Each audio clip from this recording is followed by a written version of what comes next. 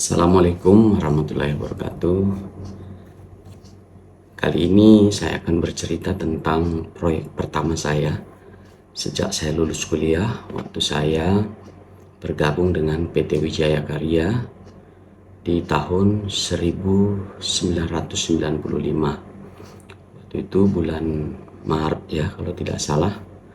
Kami ditugaskan, saya, Pak Bagus Tristiana dan Pak Agus Baskara, kami bertiga sebagai pegawai OJT, on the job training, ditugaskan ke proyek jembatan kabel stay Barelang atau Batam, Rempang, Galang.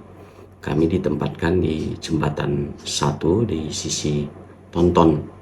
Proyek ini sendiri kontraktor utamanya adalah PT Pembangunan Perumahan, sementara kami PT Wijaya Karya waktu itu sebagai subkontraktor pada sisi Tonton. Saya bercerita singkat tentang jembatan ini sendiri. Ini merupakan jembatan kabel stay pertama di Indonesia, di mana inilah cikal bakal ahli-ahli jembatan yang ada pada hari ini belajar mengasah keterampilan tentang semua metode jembatan yang ada di Barelang kala itu.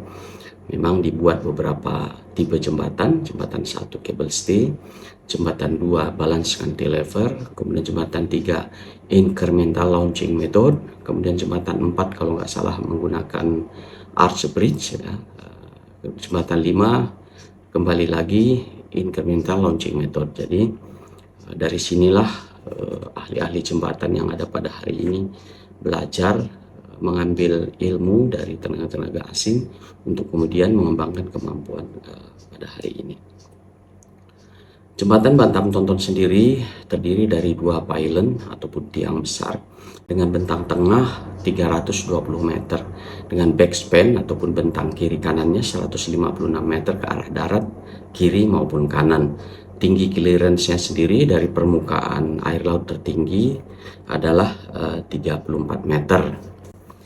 Saya akan bercerita terlebih dahulu tentang apa yang saya alami dan saya rasakan saat melaksanakan jembatan kabel stay ini. Pertama-tama ditugaskan di Barelang ataupun di Batam Tonton ini, saya sebagai pelaksana waktu itu kebetulan sedang melaksanakan pekerjaan pondasi ataupun bore pile. Nah, ini juga pengalaman baru dan memang jarang didapatkan di proyek-proyek di Indonesia kala itu. Kita menggunakan metode reverse circulation bore pile dengan diameter 1500. Kedalamannya waktu itu kurang lebih 60 meter something ya, saya udah agak lupa. Kemudian pile cap-nya sendiri jarak antar center to center ada 32 meter, kemudian diameter pile cap-nya sendiri 15 meter. Kemudian pondasi ini juga melakukan loading test dengan kapasitas 3000 ton. Apa yang unik di pekerjaan pondasi ini bagi saya adalah bagaimana kita memastikan kualitas dari bore pile itu sendiri yang memang tidak boleh cacat sama sekali, sehingga di setiap bore pile dipasangi pipa untuk kemudian diinjeksi semen ataupun grouting untuk memastikan semua celah di bore pile ini, baik di dalam bore pile-nya sendiri, bukan di bore pile-nya, di bagian bawah ya, diinjeksi sampai ujung bore pile sehingga semua celah menjadi terisi dan betul-betul friksi maupun daya dukung tiang betul-betul sesuai dengan rencana, karena memang kabel stay ini sangat berat ya bebannya. Kemudian pekerjaan pile cap-nya sendiri yang saya ingat waktu itu, saya juga belajar bagaimana memasang pembesiannya, bagaimana merancang metode kerja maupun galiannya, karena galian ini kurang lebih 15 meter di bawah permukaan tanah ya. Kemudian di situ juga saya belajar bagaimana melaksanakan pengecoran yang disebut dengan masif konkret ya, di mana kita membutuhkan water cooling ataupun pendinginan di dalam beton sendiri agar tidak terjadi perbedaan suhu yang ekstrim antara bagian dalam beton dengan bagian luar beton, sehingga bisa mengakibatkan crack di dalam maupun di luar beton. Sehingga waktu itu saya mencari referensi yang cukup banyak bersama Pak Iskandar Purba sebagai kepala seksi teknik kami waktu itu. kami mempelajari bagaimana sebetulnya cara mendinginkan beton, sehingga yang disebut dengan water cooling system. Sebetulnya konsepnya kurang lebih sama seperti dengan radiator. Di radiator juga kan ada pipa-pipa yang mengalirkan air dingin untuk menyerap panas yang ada di dalam radiator. Ini juga demikian. Kita buat rancangan pipa tertentu dengan pola tertentu, tentu kita hitung untuk membuat air laut yang dingin yang kita pompa ke dalam jaringan pipa yang buat di dalam beton ini, untuk kemudian menyerap panas di bagian dalam beton dan mengeluarkannya kembali ke air laut. Nah, dari perbedaan suhu intake dan outlet inilah kita lihat kira-kira apakah masih mencukupi atau perlu kita percepat tekanan airnya atau seperti apa. Nah, ini saya memang belajar banyak dalam hal ini. Alhamdulillah semua kami laksanakan dengan baik kala itu. Hal lainnya yang saya juga pelajari adalah terkait dengan pembangunan abutmen. Abutmen ini dia tidak hanya berfungsi sebagai penyangga dari gelagar jembatan, tetapi juga sebagai counterweight ataupun pemberat ya. Karena kabel itu ke depan begini, dia menahan bentang tengah agar pilotnya tidak ketarik ke depan ke area tengah, maka abutmen tersebut dibuat sebagai counterweight ataupun pemberat dengan kurang lebih 17.000 ton ya per abutmen kiri dan kanan. Nah, ini waktu itu dibuat dalam bentuk sel-sel, kemudian di dalam sel-sel tersebut diisi pasir, tentu semua sudah dihitung berat beton maupun berat pasirnya, sehingga 17.000 ton counterweight ataupun pemberat yang dibutuhkan ini bisa terpenuhi. Setelah ada abutmen, saya kemudian juga mendapat pengalaman tentang bagaimana membangun pilon ataupun tiang utama dari jembatan itu. Banyak hal yang harus diperhatikan di dalam pembangunan tiang ini. Karena bentuknya miring seperti ini, maka kita harus jaga jangan sampai waktu tiangnya belum ada pengaku, saat bertemu begini dia bisa patah ya bagian dalamnya. Sehingga pada waktu itu kami di tim engineering menghitung yang disebut dengan balok pengaku ataupun kita sebut dengan stiffener beam. Ini sifatnya sementara, menjaga agar defleksi dari tiang itu sendiri secara independen tidak melebihi besaran yang sudah ditentukan, yang bisa menyebabkan dasar pylon itu crack atau badan pylon itu sendiri crack dan atau bahkan patah. Ini memang betul-betul pengalaman baru bagi kami. Kemudian climbing formnya sendiri yang juga naik secara otomatis kiri dan kanan, ini juga dihitung dengan teliti. Waktu itu dikerjakan oleh subkontraktor kami PT VSL Indonesia. Kemudian juga kita rancang antara kiri dan kanan tiang itu ada disebut dengan catwalk between climbing form. Jadi begitulah kurang lebih pelaksanaan pylon ini. Untuk menjaga ketepatan dari pylon tersebut, maka dibuatlah titik-titik kontrol yang sudah ditentukan, di mana dikontrol secara teliti baik pagi, siang maupun malam, di mana perbedaan suhu juga diperhitungkan di dalam mengadjust waktu menaikkan pada segmen berikutnya. Karena kalau dia terlalu miring begini, maka segmen berikutnya harus dibuat begini lagi, demikian seterusnya. Maka sejatinya kalau kita lihat dari dekat, maka pylon itu tidak lurus sempurna, tetapi dia sebetulnya begini, begini. Menyesuaikan titik-titik kontrol yang sudah kita tetapkan bersama dengan desainer. Sehingga pada akhirnya pylon ini ketemu pada cross beam namanya di atas, sehingga dia disatukan. Sebelum disatukan, di-adjust kembali untuk memastikan ukurannya, jarak antara pylon sudah betul-betul tepat sesuai dengan rencana. Karena kalau tidak, maka nanti sulit bagi kita untuk memasang yang namanya cable stay ataupun selongsong cable stay-nya itu sendiri. Setelah pylon, in paralel ya antara pylon, kita juga kerjakan pekerjaan decknya. Untuk memulai, waktu itu digunakan yang disebut dengan traveler form ya, yang cukup besar sekali. Bahkan untuk memasang traveler form ini maka dibutuhkan yang disebut dengan pier table ataupun meja ya, meja pier gitu ya, untuk pertama kali agar si decknya bisa dipasang. Nah, di sini banyak hal yang harus dipertimbangkan.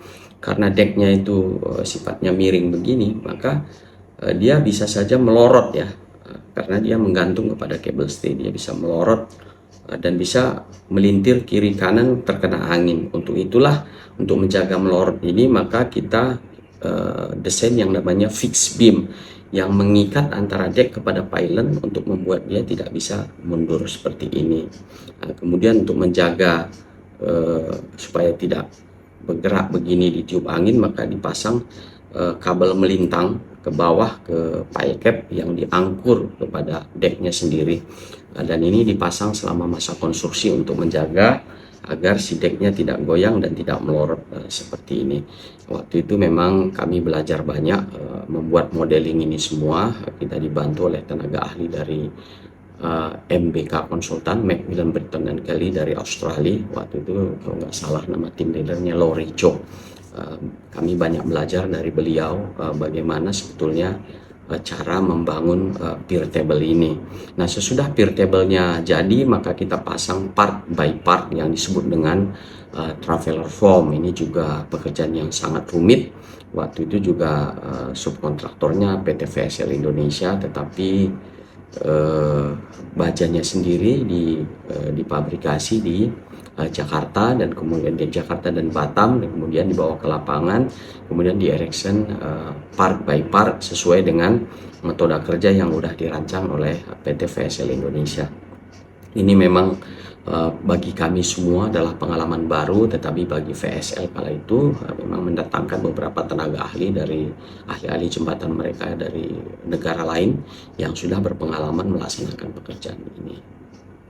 Kemudian setelah pier table, nah saya mau bercerita tentang bagaimana kita menginstal yang disebut dengan cable stay. Nah, menginstal cable stay ini tentu harus dimulai dari memasang yang namanya selongsong cable stay itu sendiri di pylon maupun di deck. Nah, kalau di deck juga ya mungkin tidak terlalu sulit ya, walaupun sebetulnya teliti sekali. Kita buat dengan kerangka atau frame yang kita laskan ke beberapa kaitan di tulangan agar selama dicor tidak bergeser dari posisinya, karena toleransinya hanya maksimum 1 cm gitu ya. Di pylon juga demikian, kita rancang yang namanya guide frame. Guide frame itu rangka-rangka yang ditanam di dalam pembesian pilon itu sendiri, tempat di mana si selongsong cable stay itu dipasang agar tidak bergerak dan tetap pada posisinya selama masa pengecoran.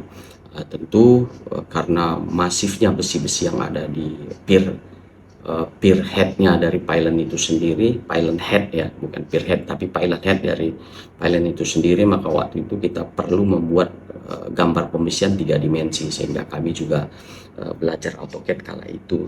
Nah, apa yang unik dari pemasangan cable stay di Batam Tonton?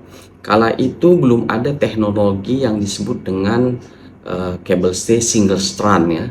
Jadi waktu itu cable stay itu dirangkai begitu di atas deck dengan full size ya.